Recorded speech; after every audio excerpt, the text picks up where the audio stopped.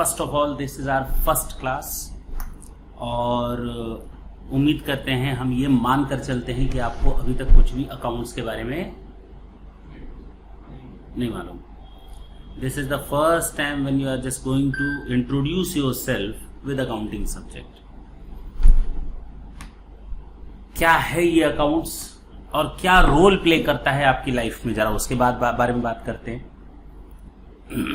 आप घर से निकले, यहां तक आए हैं, उसके कोई खर्चा नहीं लगा. आपका खर्चा ऐसे कैसे बिना खर्चे के आ गए? खर्च लगा ना. हम आपको पढ़ा रहे हैं तो इस समय मेरा कोई खर्च लग रहा है? हाँ, बहुत ज्यादा, बहुत ज्यादा. आप असल में वो चीजें देखने की कोशिश कर रहे हैं जो आपके सामने है. चाय पड़ी है, लैपटॉप है, ये खर्चे दिख रहे हैं. बैकअप ऑफिस नहीं दिख रहा. जो मार्केट में लोग बंदे काम कर रहे हैं, मार्केटिंग नहीं, जो मार्केट में लोग काम कर रहे हैं, कोई कुछ काम कर रहे हैं, कोई यहां से गए हुए हैं, काम कर रहे हैं, यहां के लिए काम कर रहे हैं, वो कॉस्ट आपको नहीं दिख रही. एडवर्टीजमेंट कॉस्ट आपको यहां नहीं दिख रही. Means there are so many other expenditures.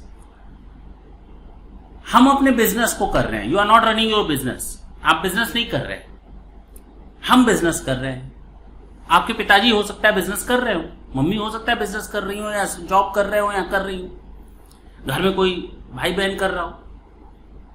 आप उसका हिसाब किताब रखते हैं या नहीं? नहीं. सैलरी है तो what is the need to maintain the record. लेकिन जरा ढंग से सोचो, हर महीने की 1 तारीख को बजट तो पक्का बनता है. सैलरी वालों के यहां इस महीने हमारे यहां इतनी सैलरी आएगी, सब्जी पर इतना लग जाएगा, घूमने फिरने पर इतना लग जाएगा, बच्चों की पढ़ाई में इतना लग जाएगा, बचेगा क्या? है कि नहीं? ये होता है कि नहीं होता है? और जो बिजनेसमैन की फैमिली से बिलोंग करते हैं, कम आ रहा है, ज्यादा आ रहा है, even though they have to maintain their budget. आप लोगों ने अपने घर में भी देखा होगा, घर से 100 रुपए लेकर निकले हैं, अगर दोस्त की पार्टी है तो आप तुरंत उस समय स्टार्ट कर देते हैं सोचना उसको क्या गिफ्ट दे कि उसको पसंद भी आ जाए, 100 रुपए में काम भी चल जाए, मेरा भी काम निपट जाए. है कि नहीं? बजट के ऊपर डिपेंड करता है. ऐसा थोड़ी है कि आप घर से लेकर निकले 100 रुपए का और बजट और दिमाग में एस्टिमेशन चल रहा है 1000 रुपए का. तो आप भी कहीं ना कहीं अकाउंटिंग रख रहे हो. अच्छा, एक बात बताओ, हम अपना बिजनेस स्टार्ट किए और बिजनेस स्टार्ट करने के बाद 4-5 महीने बाद ध्यान में आया कि चलो एक काम करते हैं. Today I just want to know that whether my business is working fine, means my business is in profit mode और it is giving me a loss. I just want to know, I am very curious to know about that. तो मैंने कहा चलो आज हिसाब बनाते हैं. 6 महीना पहले मैंने जब बिजनेस स्टार्ट किया था ना, तो उस समय मैंने एक कमरा खोजा था और मकान मालिक को मैंने 10,000 रुपए एडवांस दिए थे. उसके बाद इस तारीख को ऐसे ही तो हिसाब बनाएंगे ना कि भाई भाड़ा दिया था, ऐसे ही तो करेंगे ना. क्यों? परसों क्या खाए थे? चिकन खाया था. और कल क्या खाए थे?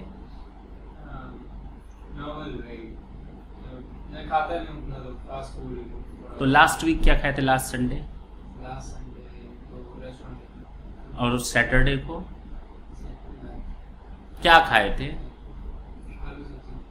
सैटरडे को. और मंडे को और फ्राइडे को. बस यही लिमिटेशन है. अभी हमसे ये उम्मीद कर रहे हो सर, 6 महीने पहले आपने बिजनेस स्टार्ट किया, आपने मकान मालिक को इतना दिया, ठेले वाले को इतना दिया, कहां से याद रख पाओगे? कहां से याद रख पाओगे? अभी तो 3 दिन का खाने का नहीं याद है घर पे क्या खाया. तो बिजनेस में 6 महीने का दिन भर में 100 लोगों को पैसा देना और लेना, कैसे याद रख पाओगे किसको कब कितना दिया और किससे कितना लिया? It requires accounting, it requires proper recording. और अच्छा, यही चीज रिटर्न में होती तो कितना बढ़िया होता. मान लो मैंने बिजनेस स्टार्ट किया तुरंत, अच्छा मैंने भाड़ा दिया था, अच्छा मैंने ठेले वाले को दिया था, अच्छा मैंने रेंट दिया था, अच्छा मैंने बिजली का खर्च किया था, अच्छा मैंने वायर खरीदी थी, इलेक्ट्रिशियन को दिया था, टाइल्स वाले को दिया था, पेंटिंग और डेंटिंग वाले को दिया था, कर्टेन्स वाले को दिए थे, लैपटॉप खरीदा था. दुनिया भर के खर्चे हम रिकॉर्ड करते चले गए, चलते गए. अब तो ठीक है ना, लेकिन उसका भी रिजल्ट क्या है? Only by recording the things in a scattered manner which doesn't give, which those things won't give us a proper result. हम तो केवल रिकॉर्ड करते चले गए और 6 महीने बाद हम देख रहे हैं दांत दिखा रहे हैं। अरे दांत दिखा रहे हो, क्या फर्क पड़ रहा है? उसका कोई रिजल्ट भी तो आए, पता भी तो चले प्रॉफिट कितना, नुकसान कितना, कहां ज्यादा खर्च हो गया, कहां खर्च करना बेवकूफी साबित हो गया, कहां मुझे और खर्च करना चाहिए था, कहां मैं अपने बिजनेस को बढ़ा सकता हूं, मेरे और पोटेंशियल एरियाज क्या है, मेरा प्रॉफिट किस प्रोडक्ट में ज्यादा है, किस प्रोडक्ट में कम है, और ज्यादा वाले प्रोडक्ट, ज्यादा प्रॉफिट वाले को कहीं हम ऐसा तो नहीं कम ध्यान दे रहे हो। मतलब कई चीजें हैं, हमें वो रिजल्ट्स चाहिए। I just want to draw those results, those findings, and this happens और you can find those things only through your accounting. अगर आप अकाउंटिंग को प्रॉपर तरीके से मेंटेन करना सीख जाएं तो आपके बिजनेस का आधा हेडेक खत्म हो जाता है। सोच लो, बिजनेस का आधा हेडेक यही होता है, बहुत बड़ा हेडेक होता है। अगर बिजनेस रन करना हो and I don't know anything about the accountancy and the tax compliances, then means मैं भटक जाऊंगा कहीं ना कहीं, या मुझे बेवकूफ बनाया जाएगा मार्केट में लोगों के द्वारा। तो मुझे अकाउंटिंग पर कमांड होना चाहिए।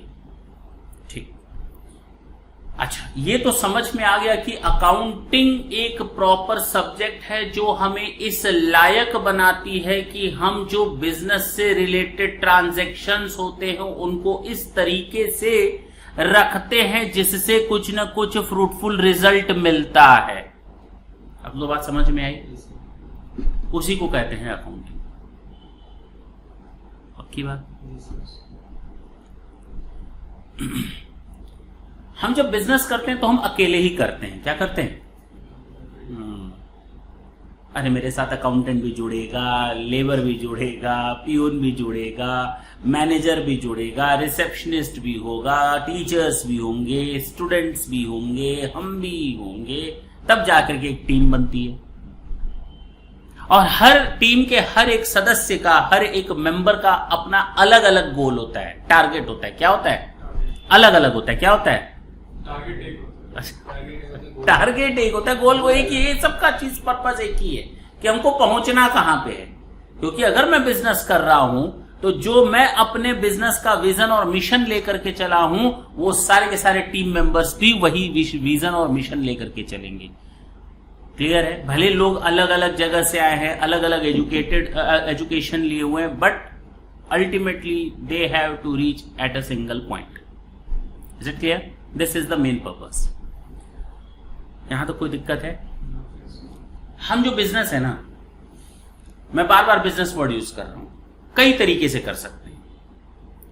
हमको देख रहे हो, I am alone, I can do my proprietorship business, अकेले वाला बिजनेस करूंगा, मेरा कोई पार्टनर, हमको कोई पार्टनर की जरूरत नहीं है, मैं अकेले ही काफी हूं। तो मैं प्रोप्राइटरशिप में भी बिजनेस कर सकता हूं। नहीं, अकेले तो बड़ा टेंशन हो जाएगा, किसी को पार्टनर बना लेते। नहीं, तो पार्टनरशिप में भी बिजनेस हो सकता है। नहीं, छोटा मोटा बिजनेस नहीं करना, बड़े लेवल पर काम करना है तो हम कंपनी फॉर्म कर लेते हैं। क्या कर लेते हैं? कंपनी का भी फॉर्मेशन कर लेते हैं। Trust, they are different formats of the business. कई अलग अलग फॉर्मेट्स हैं जिसमें आप बिजनेस कर सकते हो। अब आपको यह भी तय करना है किस फॉर्म में करना है। अच्छा, ये भी तो हो सकता है हम जो एक्टिविटीज कर रहे हैं, तुम लोगों ने देखा होगा कहीं पर बाढ़ आती है, अकाल आता है, भूकंप आता है, तो कुछ एनजीओज दौड़ने लगते हैं वहां पर। सोशल वर्कर्स होते हैं वो लोग सेल्फ क्रिएटेड पर्सन्स होते हैं, या वो खुद जाते हैं, अपना काम करते हैं, लोगों की हेल्प करते हैं। कई ऑर्गेनाइजेशंस ऐसे होते हैं, बड़े बड़े ऑर्गेनाइजेशन जो अपने मन से काम करते हैं, उनका मोटिव प्रॉफिट कमाना नहीं होता बल्कि सोशल सर्विस या लोगों को हेल्प करना होता है। देखा है ना कि वो लोगों की हेल्प करने के लिए दौड़ते हैं, उनका मोटिव क्या नहीं होता? प्रॉफिट नहीं होता। जबकि जो बिजनेस हम लोग करते हैं नॉर्मली, वहां पर मेन मोटो क्या होता है? जबकि कुछ ऑर्गेनाइजेशंस ऐसे होते हैं जिनका मेन मोटो प्रॉफिट नहीं होता। उनको अकाउंटिंग की जरूरत पड़ेगी क्या? हाँ, उनको भी अकाउंटिंग रखनी है। प्रॉफिट और नॉन प्रॉफिट मोटिव, कोई भी ऑर्गेनाइजेशन हो, छोटा हो बड़ा हो, कोई भी फॉर्म में हो, पार्टनरशिप में है, प्रोप्राइटरशिप में है, कोई फर्क नहीं पड़ता। Each and every person requires, और you can see each and every person is curious to know about their financial status, irrespective of the fact whether they are big or small, whether they are profit motive or non-profit motive, irrespective of the fact whether they are the proprietorship or partnership or in any other business status. Clear?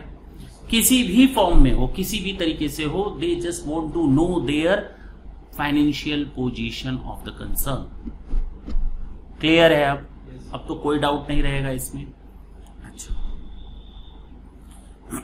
Accounting की definition, चूंकि हमको यहां पर direct नहीं आना चाहिए, लेकिन मैंने इतना बैकग्राउंड बांध लिया है तो चलो ये बता ही देते हैं कि 1961 में क्या बोला गया था। फर्स्ट टाइम एक अकाउंटिंग की डेफिनेशन आई। ऐसा नहीं था कि इसके पहले अकाउंटिंग नहीं था, लेकिन एक प्रॉपर अकाउंटिंग डेफिनेशन का पर्पस क्या होता है कि डेफिनेशन हर एक फीचर्स को कवर कर लेती है उस चीज की। तो accounting is the art, accounting is not a science. क्या है? आर्ट। क्या नहीं है? भूल जाओ। अकाउंट आर्ट भी है, अकाउंट साइंस भी है। अब आर्ट की क्या कैरेक्टरिस्टिक होती है, साइंस की क्या कैरेक्टरिस्टिक होती है, वो हम थोड़ी देर में बताते हैं। तो कहता है accounting is the art of recording. ये क्या नहीं है?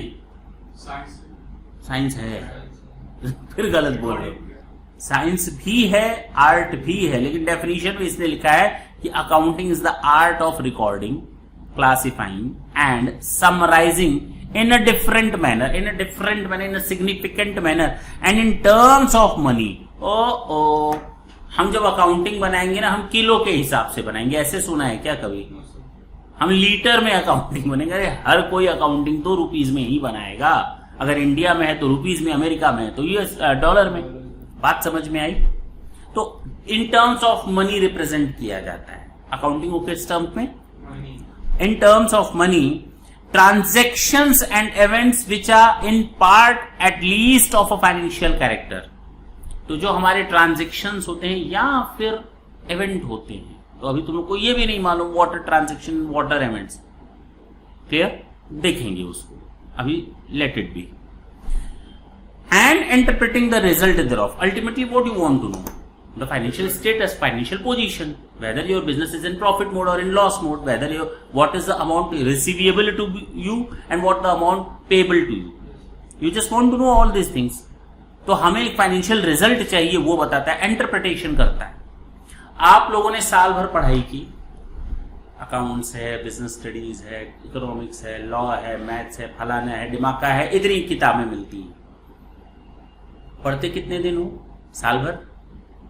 साल भर पढ़ते हो? नहीं, क्या साल भर पढ़ते हो? और रिजल्ट कितने पेज का मिलता है? एक पेज का।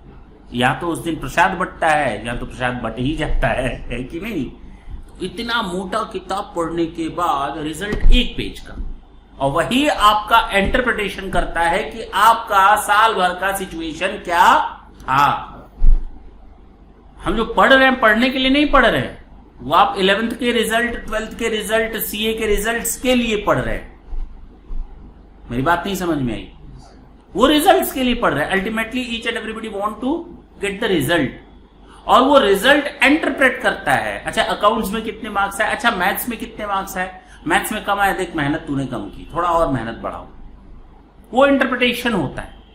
इन द सेम वे हम साल भर बुक्स मेंटेन करते हैं, बुक्स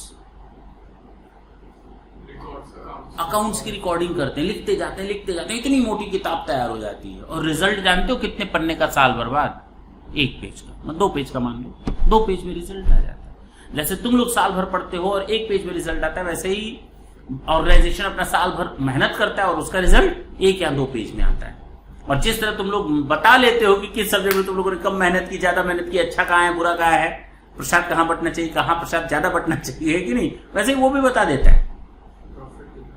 प्रॉफिट कितना, लॉस कितना, कितना लेना, कितना देना, कितनी एसेट्स, कितनी लायबिलिटीज, कितनी कैपिटल, हर चीज बता देता है।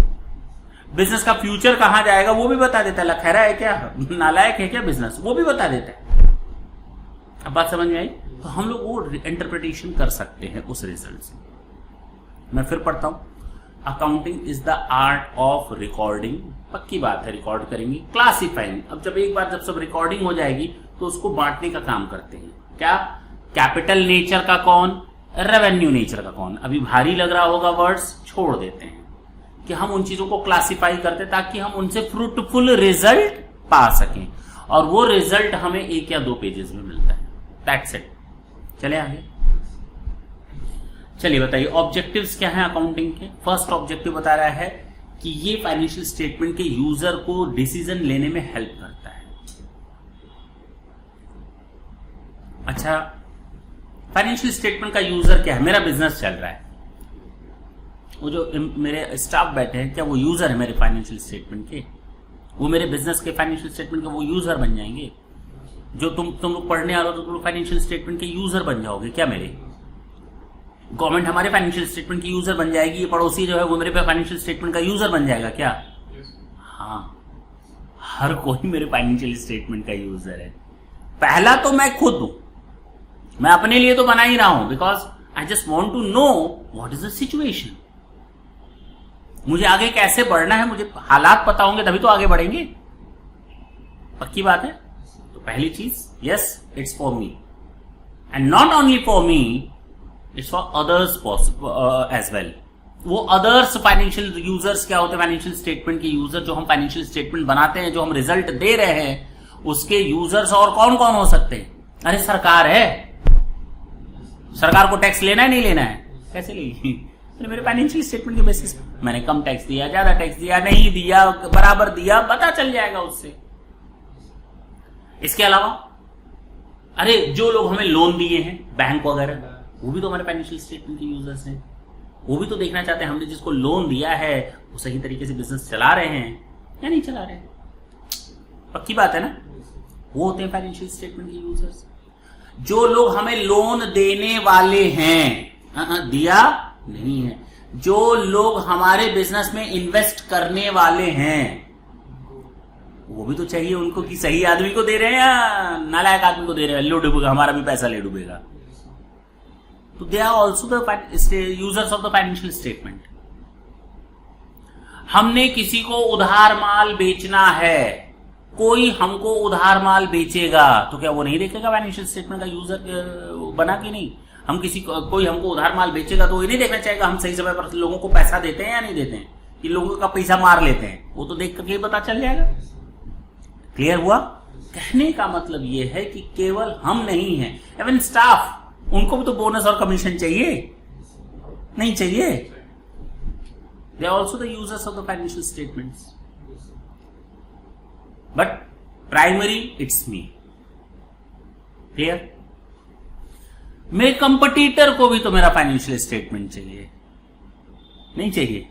मुझे उसका चाहिए कि वो कितना आगे बढ़ रहा है, कैसे आगे बढ़ रहा है, वो किस एरिया में अच्छा है, मैं किस एरिया में अच्छा हूं, वो कहां कमी है, मेरे में कहां कमी है।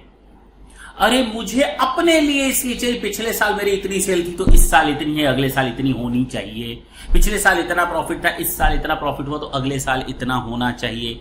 आई have to set my targets and all these things can be possible only through your financial statement and all of such type of peoples are the users of the financial statement.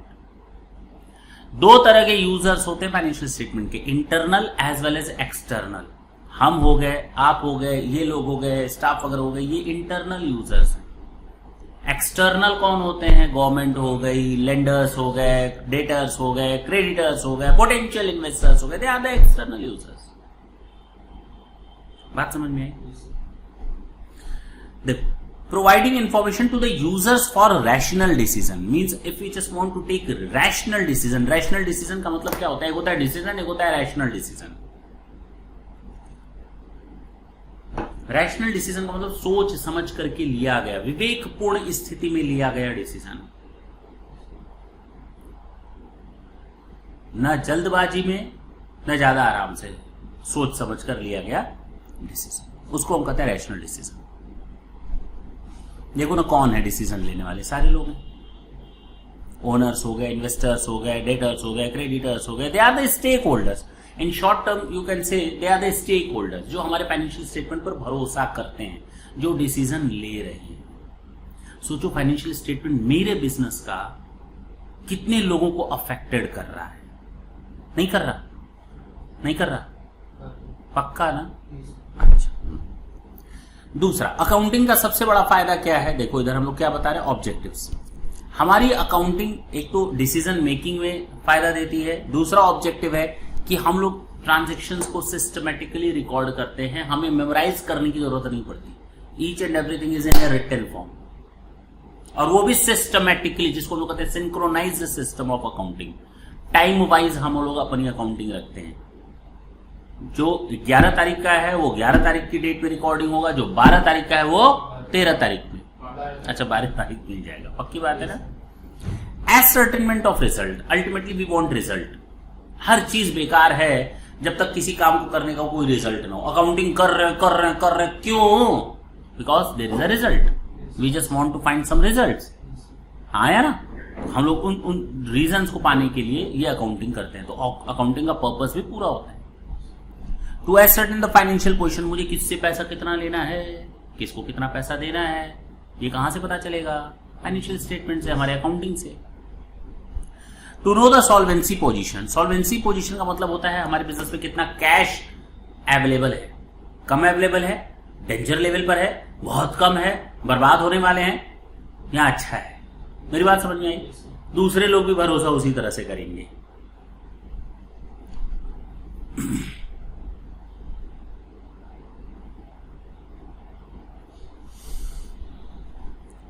यहां तक कोई दिक्कत है?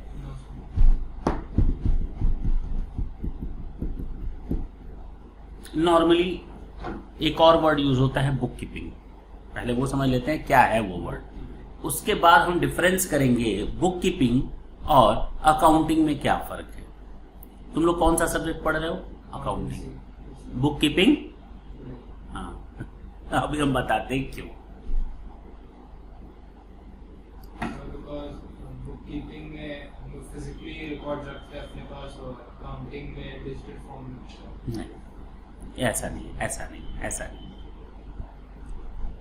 जब कोई transaction होता है, हम लोग अकाउंटिंग का मतलब book keeping is the part of the accounting, you can say. Bookkeeping is not a complete thing. Bookkeeping means I am maintaining the books of account. That's it. Book keep करना, किताबें रखना और उस पर काम करना, रिजल्ट लाना, वो दूसरी चीज होती है। तो पहली चीज तो याद रखें कि हम लोग जब ट्रांजेक्शन्स को रिकॉर्ड करते हैं फर्स्ट ऑफ ऑल, तो वो कहलाता है बुक कीपिंग। हाँ या ना? अकाउंटिंग का पर्पस होता है to find out the result, उसी बुक कीपिंग से ही तो रिजल्ट निकालोगे, उसी बुक कीपिंग से ही तो रिजल्ट निकालोगे। जो पढ़े हो उसी को तो एग्जाम में लिखोगे। तो वही चीज है कि अभी तक हम स्टडी कर रहे हैं, उसके बाद हम एग्जाम दे रहे हैं तो बट ऑब्वियस है स्टडी किया होगा। अकाउंटिंग कर रहे हैं तो बट ऑब्वियस है बुक कीपिंग की होगी। हाँ या ना? तो बुक कीपिंग के थ्रू हम लोग अकाउंटिंग करते हैं। तो जहां बुक कीपिंग खत्म होता है, जहां पर उसका लिखने का काम, अब जब ऑब्जर्वेशन का काम स्टार्ट होता है, वहां अकाउंटिंग स्टार्ट होता है। अल्टीमेटली हम लोग सबको मिला करके अकाउंटिंग ही बोलते हैं नॉर्मल टर्म्स में, लेकिन book keeping is quite different and accounting is quite different, but in overall we termed it as a accounting. Is it clear? Bookkeeping is a foundation of accounting. Bookkeeping is carried out by a junior staff. बात समझ में आई? Junior staff रखता है, कोई भी रख सकता है। मैंने कहा मैं जा रहा हूं, मेरा खर्चा होगा, मेरा हिसाब मेंटेन करते रहना। तो this is book keeping, that's it. अब उसका आपसे कोई लेना देना नहीं। आप केवल बुक कीपिंग रख रहे हो। उसके बाद जो रिजल्ट लाएगा वो अकाउंटेंट लाएगा, अकाउंटिंग लाएगी, लेकिन ओवरऑल हम लोग अकाउंटिंग ही बोलते हैं। ठीक, देखिए, object of the book keeping is to summarise the cumulative effect of all economic transaction of a business for a given period of permanent maintenance of each business transaction with its evidence and फलाने ढमाका। हम सारी चीजों को एक जगह रखते हैं। जैसे मान लो मैंने अभी माल खरीदा, मेरे पास सामान आया, मैं देखूंगा, अच्छा सामान तो आ गया, कहां से आया? बिल लाओ, है कि नहीं? अब मेरे पास बिल रखा जाएगा। अच्छा, बिल रखा गया, अब इसकी एंट्री करेंगे ना, करेंगे ना? एंट्री करने के बाद मेरा काम खत्म। चलो, मैंने अपना काम खत्म कर दिया, दैट्स इट, डन। लेकिन केवल उस एंट्री को लिख देने से डिसीजन हो गया? साल के अंत में हम उस पर ऑब्जर्वेशन करेंगे, कितना माल आया, कितना यूज हुआ, कितना चोरी हुआ, कितना वेस्ट चला गया, कहां माल खरीदा जाए तो कम पड़ेगा, कब हम माल को ज्यादा खरीदे, कब हम माल को कम खरीदे। मतलब there are so many different factors किसी डिसीजन को लेने के लिए, वो कहलाता है अकाउंटिंग। अब क्लियर हुआ? Objectives of accounting is not only bookkeeping but also analyzing and interpreting the detail, means interpreting the results. पक्की बात है, फाइनेंशियल स्टेटमेंट को रिजल्ट बोलते हैं। अब समझ में आया बुककीपिंग क्या है? अब बताओ पहला चैप्टर क्या हो गया आप लोग का? खत्म। सुन लीजिए, अब हम लोग ना हर काम एक पर्पस के लिए करते हैं, बिना पर्पस के कोई काम नहीं होता। होता है क्या? हम लोग जब भी कोई काम करते हैं वो उसका बिना पर्पस के कोई काम नहीं करते। पर्पस क्या है? जैसे हम अगर अकाउंट्स मेंटेन कर रहे हैं, what's the main purpose? Accounts maintain कैसे करें? मैं थोड़ा इस समय इसलिए समराइज बता दे रहा हूं, जब तक वो वर्ड बार बार आपके दिमाग में हिट होंगे ना, तो हमको समझाने में थोड़े आसान भी रहेंगे। क्या है वो अकाउंट्स बनाने का पर्पस? हम पढ़ाई कर रहे हैं किस चीज की? सर सीए की पढ़ाई कर रहे हैं। सर सीए की पढ़ाई कर रहे हैं तो रिजल्ट भी तो आना चाहिए, नहीं आना चाहिए? किसके लिए पढ़ रहे हैं? रिजल्ट के लिए पढ़ रहे हैं। तो अकाउंट्स के बनाते रहने के लिए नहीं काम कर रहे हैं, इसका कोई रिजल्ट आएगा, और इसका रिजल्ट आएगा, उसको हम लोग कहते हैं फाइनेंशियल स्टेटमेंट्स। क्या बोलते हैं? Financial statement.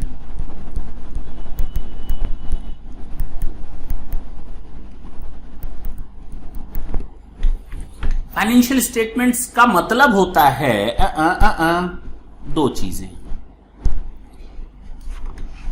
दो चीजें आपके सामने आती हैं। एक आएगा trading and PL account plus balance sheet.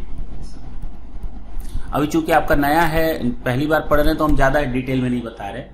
For initial point of view that is sufficient, ठीक है? तो कोई अगर ये समझेगा कि हमको और कुछ आता है तो भैया आने दो, वो समय के साथ हम प्लस करते जाएंगे, दैट इज ओके। पीएल का मतलब होता है profit and loss account, trading का मतलब होता है व्यापारिक खाता, पीएल का मतलब होता है profit and loss. Means ultimately इससे हमें पता चलेगा कि हमारे बिजनेस को कितना प्रॉफिट हुआ या कितना लॉस हुआ। और ये बैलेंस शीट हमारी पोजीशन को क्लियर करता है। किसको? एसेट्स कितनी, लायबिलिटी कितनी, किससे कितना लेना, किसको कितना देना, ये हमारा बैलेंस शीट बताता है। हमें दो ही चीजें चाहिए, कितना प्रॉफिट हुआ है, कितना लॉस, किससे कितना लेना है, किसको कितना देना है। मेन तो यही है ना। अच्छा, इसको बनाने के लिए this is the ultimate result, this is your result. पढ़ रहे हो, साल के अंत में रिजल्ट मिलेगा, this is your result business का। लेकिन इसको बनाएं कैसे? इसके लिए हमको जरूरत पड़ती है, सबसे पहले हम लोग जर्नल एंट्रीज करते हैं। क्या करते हैं? सबसे पहले तो हम इसको सीखते हैं, जर्नल एंट्रीज। उसके बाद हम प्लस करते हैं इसमें, मतलब थोड़ा आगे बढ़ते हैं। जर्नल एंट्रीज के थ्रू हम लोग लेजर प्रिपरेशन करने का काम सीखते हैं। क्या? लेजर प्रिपरेशन, जिसको हम लोग पोस्टिंग भी कहते हैं, ठीक है? तो इसको पोस्टिंग भी कह सकते हो। तो सबसे पहले जर्नल बनता है, उसके बाद पोस्टिंग बनता है, लेजर के बाद आपका ट्रायल बैलेंस बनता है। क्या बनता है? और इस ट्रायल बैलेंस से आपका बनता है फाइनेंशियल स्टेटमेंट।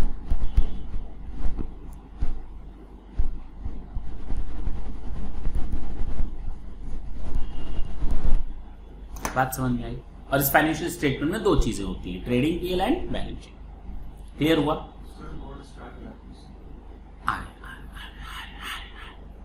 हड़बड़ी नहीं, मैंने कहा ना, मैं बार बार ये वर्ड्स बार बार लूंगा, तो अभी चूंकि नए हो तुम लोग, तो अभी शब्दों को पहचानो कि ट्रायल बैलेंस मैंने बोला धीरे धीरे हिट करेगा, धीरे धीरे मैं इसको समझाऊंगा। लेजर तो तुम लोग जानते नहीं, जर्नल एंट्रीज जानते नहीं, ट्रायल बैलेंस कुछ नहीं जानते। मैं केवल वर्ड से तुम लोग को एक तरह से फैमिलियर कर रहा हूं ताकि वो चीज बार बार हिट हो। ठीक है ना? तो first step is to learn how to pass the journal entries. Thereafter we are needed to go with the ledger, how to post, and after that we'll start to prepare trial balance, and ultimately we are needed to prepare the financial statements. Clear है? पक्की बात है? Yes, sir. बस sir इतना ही account होता है। Yes, ultimately the accounting is this one. लेकिन complexities कहां आती हैं? बिजनेस छोटा हो या बिजनेस बड़ा हो, कॉम्प्लेक्सिटीज वहां आती हैं। कॉम्प्लेक्सिटीज आती कहां पे हैं?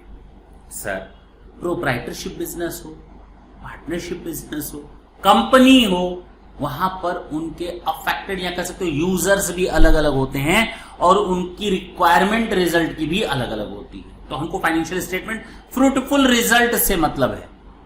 किससे मतलब है? Fruitful result. जो तुम चाहो उस स्टेटमेंट से निकाल सको। तो हो सकता है किसी सेक्टर में फाइनेंशियल स्टेटमेंट डिफरेंट तरह से बनता हो क्योंकि उससे रिजल्ट दूसरा आएगा, और हो सकता है किसी दूसरे सेक्टर में, जैसे इलेक्ट्रिसिटी कंपनी हो गई, उसका फाइनेंशियल स्टेटमेंट बहुत अलग तरीके से बनता है। बैंक हो गए, उसके फाइनेंशियल स्टेटमेंट अलग, वो नॉर्मल नहीं बन सकता। एक परचून की दुकान, एक राशन और एक वी मार्ट की दुकान का हो सकता है एक बन जाए, क्या बैंक का भी वैसे ही बनेगा क्या? उनके यूजर्स अलग तरह से डिसीजन देखना चाहते हैं। बात समझ में? तो फाइनेंशियल स्टेटमेंट भी कई तरह के होते हैं, but ultimately the ultimate aim of the financial statement to find out the result और द पोजीशन, दैट्स इट। तो ये चीजें आपको सीखनी, तो कॉम्प्लेक्सिटीज यहां आती है। ठीक है ना? कोई प्रोप्राइटरशिप बिजनेस है, कोई पार्टनरशिप बिजनेस है, कोई कंपनी है, वहां आती है, सेक्टर के कारण आती है। तो हम लोग को वो देखना है अल्टीमेटली। अदरवाइज हम लोग को यही चीज बनाने सीखनी है। अल्टीमेटली हमको फाइनेंशियल स्टेटमेंट तक पहुंचना है। कोई डाउट हो तो पूछे। कुछ पूछ रहे थे तुम लोग? नहीं? First chapter is over. डंडना डंडन। नेक्स्ट सेशन में जब हम लोग आएंगे तो हम लोग एक चैप्टर की स्टडी करेंगे। ये है आपका